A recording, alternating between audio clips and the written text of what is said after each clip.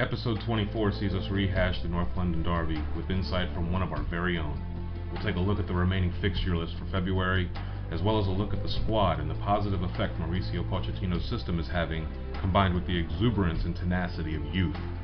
Hotspur America is next.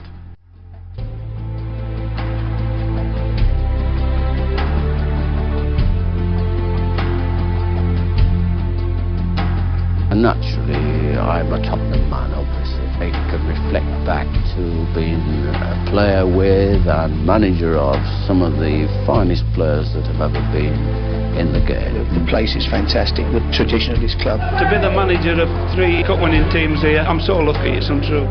Hotspur America Podcast, airing every week during the English Premier League season. What a glory night at White Hart Lane. This great and historic football club. Joyful night down the Tottenham High Road. Hotspur America, the original US-based podcast dedicated solely to Tottenham Hotspur Football Club. Gascoigne going to have a crack. He is, you know. Oh, I say!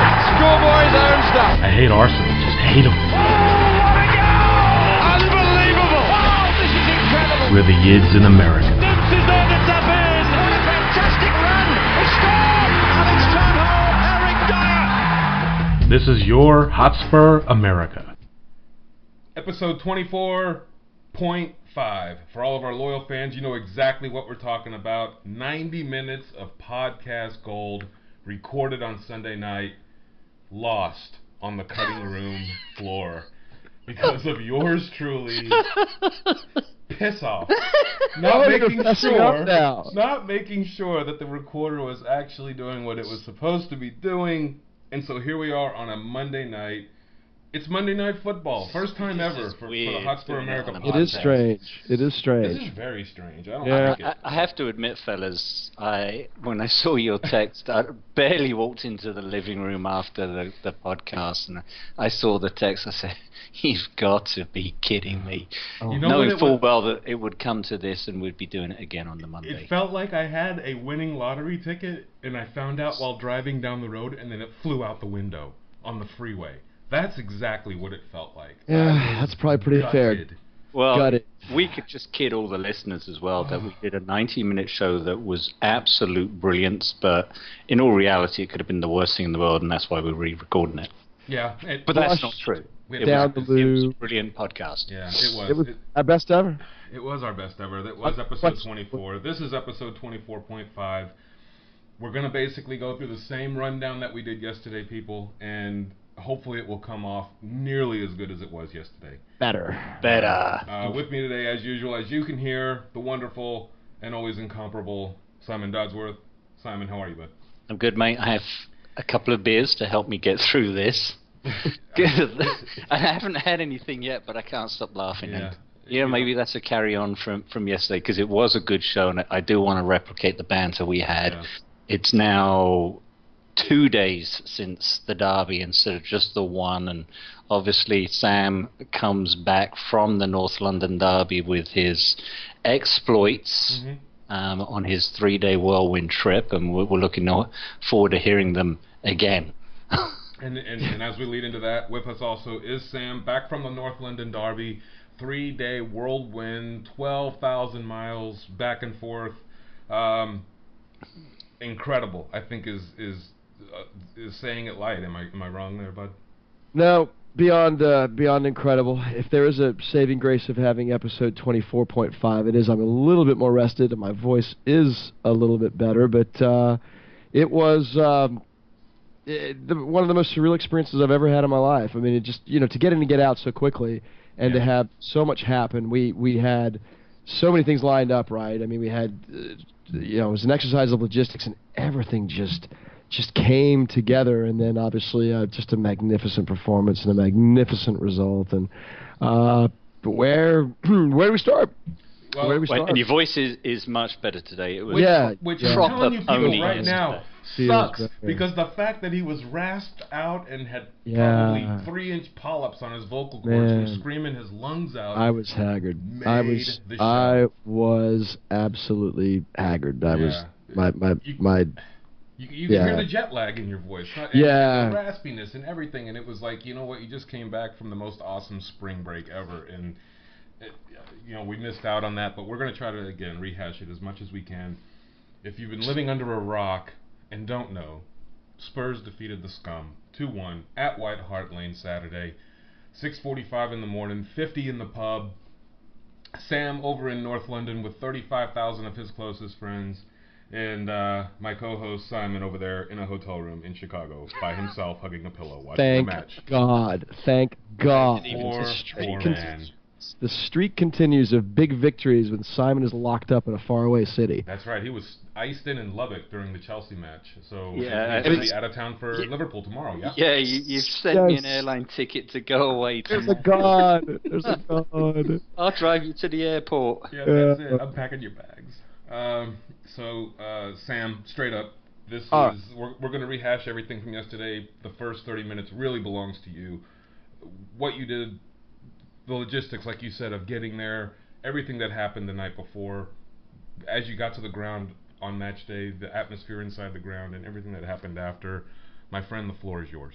Oh, my man. As I said yesterday, what a time for us all to be alive. So quick backdrop of who I went with.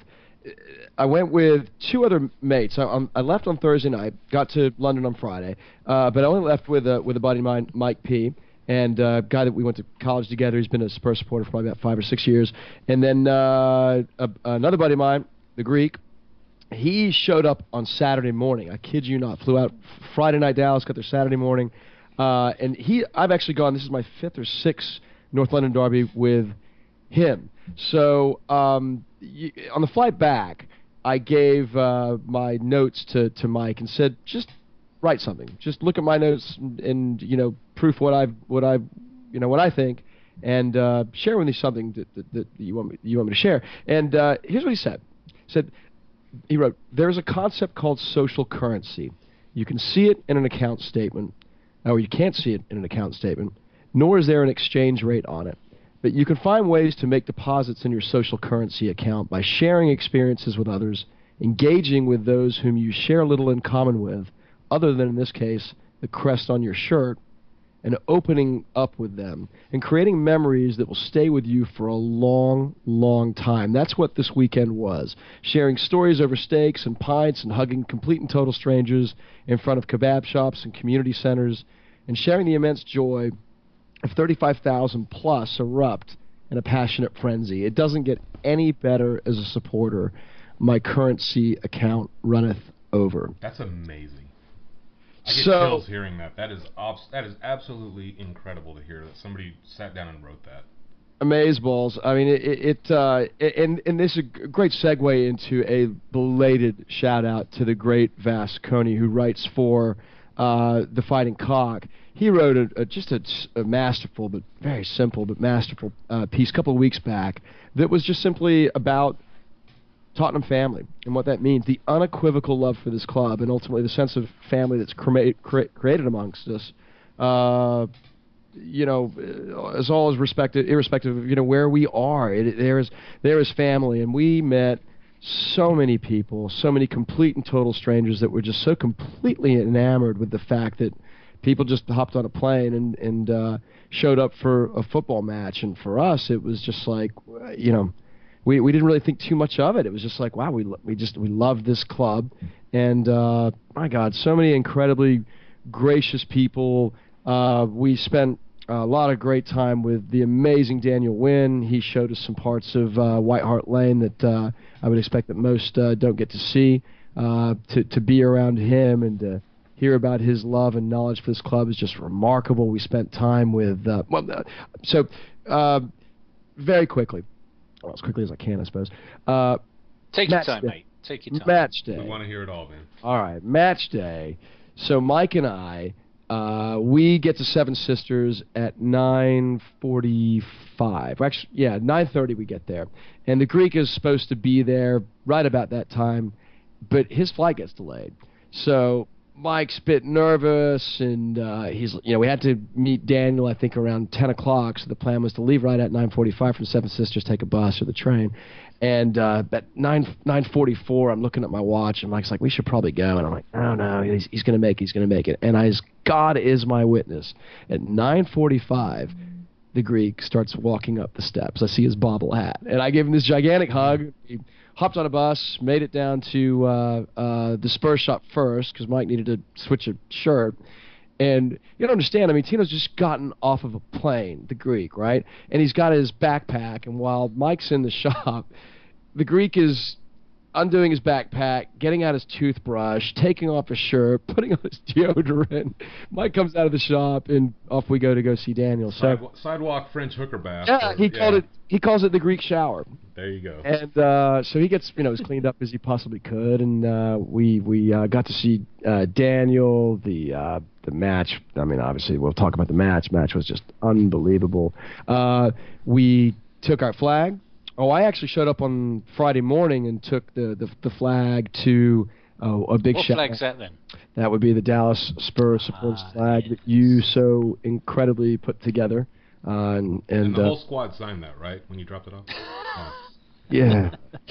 That's why we'll never see it again. Not exactly. We did get it hung above the Paxton. On the facade, yeah, it was beautiful. Yeah, that was great. And Jonathan Waits, so big shout out and thank you to him and the reception lady, I think her name was Vivian. She took it, and I wrote on the back of the Dallas Spurs supporters card, one of them that you gave me, and said, please, find a great place for this. And they did, and that we actually sat really just to the left and underneath in the Paxton. So match just beyond amazing. Ran into Brad Friedel. After the match, we met up with Rob White, just a phenomenal guy. Martin Cloake, same. They had a friend named Chris, and we literally stayed there till around 6:30, and just round after round, and just sharing stories and what the club means to us. And the Irish Center was a place I'd never been to before, and that was fantastic. So just an incredible weekend of Tottenham fellowship, and just an absolute, I just couldn't have dreamt it. I mean, it's just an absolute dream come true. And then to do the scum in the manner that we did is just absolute gravy. And I think that you had texted to us that it was only the second time at White Hart Lane. The first was with your children, I believe, that you cried. Or wept a little bit when Harry did the lap of honor. Oh, it was unbelievable. I mean, I recorded. I just held my iPhone up in the last 90 seconds because I don't know. I just kind of felt like that was going to be something worth recording. And then when the final whistle blew, and you can hear her saying, "Blow it, blow it, blow it," and when it blew, then I wear glasses now, and my glasses got all fogged up, and it was. It was surreal, right? I mean, it was. I mean, it was just years of just. I mean, how many? All the heartache games that we've had, but more than anything else, there felt like a sea change in White Hart Lane. And granted, I mean, look, I've probably got maybe 15 matches at the lane under my belt, so it's not like I'm some expert at this. But I've never experienced anything remotely close to the atmosphere that was there, the style of football, the passion of play, 3 academy players, and you could just feel it. And I'm eventually going to post this video, this 90-second video that I have, and you can it just leaps off of the screen, and everywhere we go, I mean, that song was sung for 90% of the match. And not for anything, but has anybody else just been randomly singing that in their head for no apparent reason at points throughout the day? So we went to a concert after the match, went to go see Interpol at the Roundhouse in Camden, and I'm in a packed loo, and somebody just starts singing, "Everywhere We Go," and then like 2 or 3 other guys, and then 3 or 4 other guys, and then and the whole bathroom singing it. And then an Arsenal fan goes, "I'm Arsenal, but even I don't mind that song." I couldn't believe it. And so yeah, it's contagious, and there's a as I said, I we've talked about it so many times in different podcasts. I've always lamented about the cultural sickness of this organization, and I felt like we left a lot of that behind this past weekend. I really did. So Amazing. So saw Steve McManaman, saw our flag go up. Shed a little bit of a tear with seeing that on TV with Harry Kane. Clapping to the fans in the Paxton. It just. You had an interesting run-in with just some random people, too, at a kebab shop, right? Oh, yeah. So after we leave the Irish Center, we're really pretty late to get back down to the center of town, change, because the show at the Roundhouse started at 7:30.